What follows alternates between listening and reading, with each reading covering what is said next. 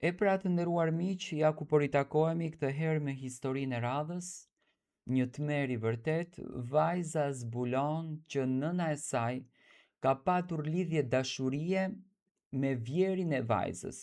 Para se të fejohen, zbulohet e vërteta e madhe, por vajza ndahet nga i djalë.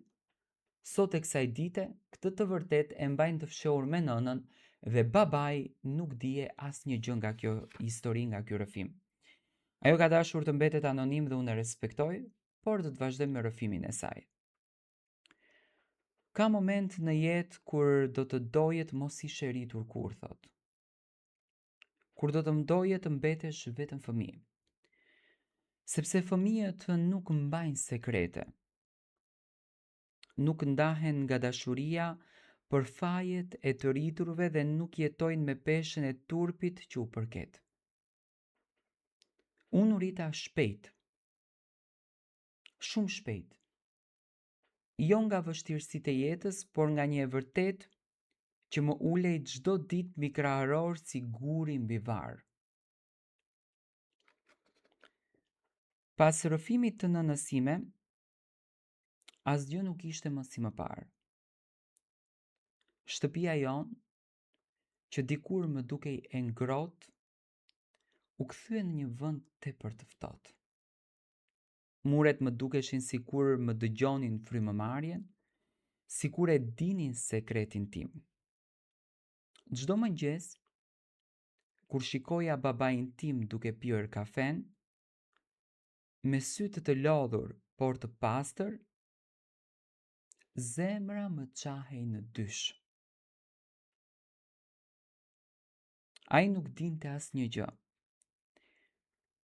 Jetonte në një realitet që për mua është krejtësisht i rem, thot. Nëna ime ndryshoi, nuk ishte më ajo gruaja që më përqafon të parë syje, që më pyeste se si unë ndihesha. Ishte thyer nga brenda, por edhe friksuar. E frika e saj u bë burgu im. Çdo ditë më përsëriste se kjo gjë nuk duhet të dalë kur në dritë. Se disa të vërteta shkatërrojnë më shumë se sa gënjeshtrat. Por askush nuk e pyeti shpirtin tim. Netët e mia thot u mbushën me lot. Qaja në heshtje, mbi astëkun në gojë që të mos më dëgjonin. Kujtoja zërin e tij, mënyrën se si më shikonte, ëndrat që kishim bërë bashkë. Një shtëpi të vogël, një familje, një jetë normale. Gjithçka u shua për një sekret që nuk e kisha zgjedhur. Ai vazhdonte që të më kërkonte. Mesazhet e tij ishin plot me dhimbje dhe paqartësi. Çfarë kam bërë unë gabim? Pse po më largohesh? Të lutem më thuaj të vërtetën, më thonte i dashuri im. Dhe unë i fshija mesazhet pa i hapur. Sepse po t'ja tregoja, nuk do të shkatërrohesha vetëm unë, do të shkatërrohej gjithçka. Një ditë e pash rastësisht në rrugë. Ai ishte dobësuar, syt i kishte të lodhur, po kur më pa, ju mbushën syt me dritë. U afrua edhe më foli me një zë që i dridhej. E në atë moment desha t'i hidhesha në krah dhe t'i tregoja gjithçka, por më kujtua fytyra e nënës sime, frika e babait tim, turpi, shkatërimi. U ktheva edhe ika. Ai nuk më thiri më kurrë. Sot kur mendoj për të, Nuk më dhëm vetëm humbja e dashurisë. Më dhëm fakti që nuk pata të drejtë ta zgjidhja vetë. Jeta ime vendosi nga gabimet e së kaluarës së dikujt tjetër. Baba im shpesh më thoshte, ti meriton që të jesh shumë e lumtur. Dhe unë buzëqesh, por brënda bërtas. Sepse ai nuk e di që lumturia ime u varos për të mbrojtur një sekret që nuk ishte imi. Ka ditë që unë dua babit t'ja them të vërtetën, ta shoh në sy dhe t'i tregoj gjithçka.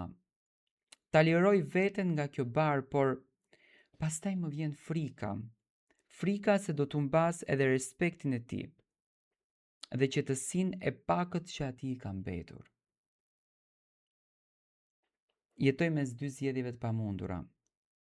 Të flas dhe të shkatërroj gjithçka, ose të hesht dhe të shkatërohem ngadalë vetë. Nuk e di cila është më e drejtë. Nuk e di cila është më njerëzore. E di vetëm që kjo heshtje më ka plakur para kohe. Më ka mbyllur zemrën, më ka bërë që në fakt të kem frikë nga dashuria. Ky është rrëfimi im, një histori që nuk doja ta jetoja, një sekret që nuk e krijova, por që po e paguaj çdo ditë, dhe një pyetje që më ndjek si një hije.